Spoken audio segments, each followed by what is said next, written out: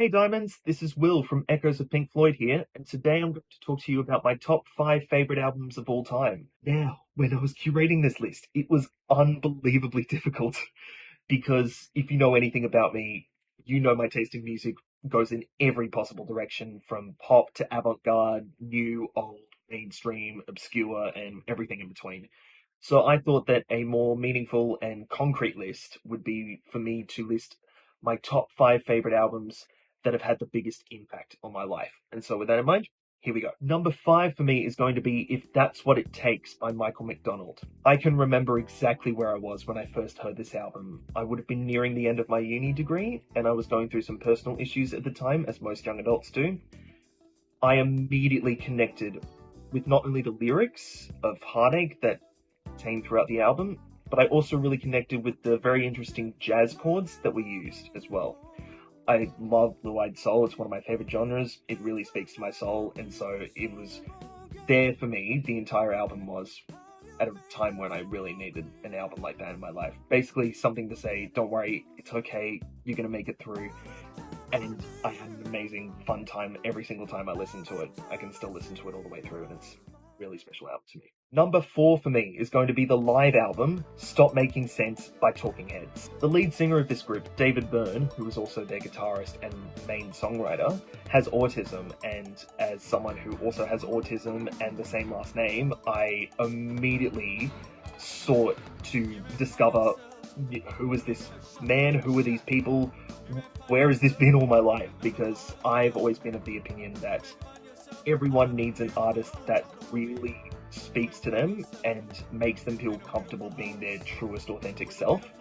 And for me, Talking Heads, and more specifically David Byrne, are that group for me.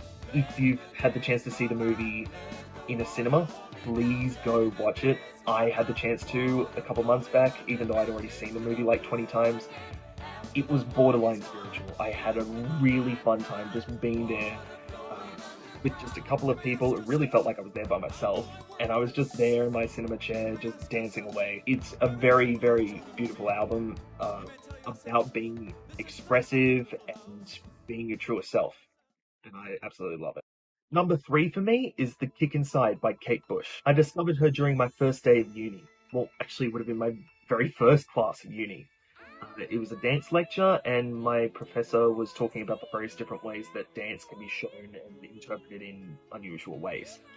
So they played your typical examples like the opening scene of Saturday Night Fever and whatnot, but they also played the music video for Wuthering Heights, which was the lead single for this album. And I cannot tell you just how quickly I became completely mesmerized by the lyrics that she was singing, just how high she was singing, the music that was accompanying her, and how she performed and carried herself in general. I was spellbound from the first few seconds I heard her.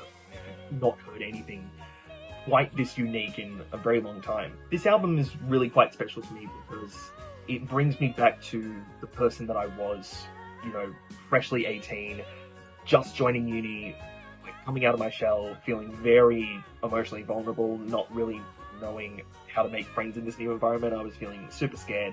It helped me during that time as I slowly came out of my shell and, progressed through life to the point where I am now. So it really brings me back to that time.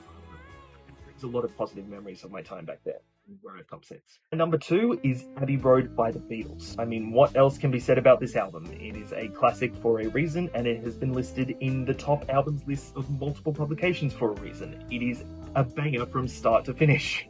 Every single song is incredible. I found out about the album and the Beatles in general when I was about 8, so I was quite young, and I loved every single second of it. Even though I've loved music since I was a baby, I see that album in particular as a catalyst for me becoming more open in music taste, but also as a person, because I used to be quite picky and reserved as a young child. I can still listen to the album all the way through to this day. It's really stayed with me from as a child up until now. I really, really love the album, and it's very, very important to me. And finally, my number 1 favorite album of all time is the 2004 compilation album, Greatest Hits by Robbie Williams. Now, I know it's an odd choice, but hear me out. Every other album on this list I discovered for myself and can remember discovering, whether a close loved one or a friend recommended it to me, or I just happened to stumble upon it myself. I did not do that with this album because this album came out when I was 3, and I have been listening to this album religiously since I was 3. I actually have quite vivid memories of being in my booster seat in the back car, listening to this album, looking out the windows while my parents sat in the front two seats driving around. This album is, for me, the album that made me fall in love with music. It is the album that made me want to listen to music to start off with, and then to play music as well, to learn various instruments, to find out all that I could about as many genres as possible. It made me more open and confident as a person, and I partially put that down to the somewhat arrogant and confident nature of Williams's charisma and performing. It's been a part of my life ever since I can possibly remember. He wrote in various different genres and is still going today. I absolutely love the work he's done since this album's come out. There is one album that is responsible for me learning how to play music and joining Echoes. It's this. Thank you so much for watching, guys. I'd love to hear about your favorite albums if you have any, and to hear what you thought about Alice.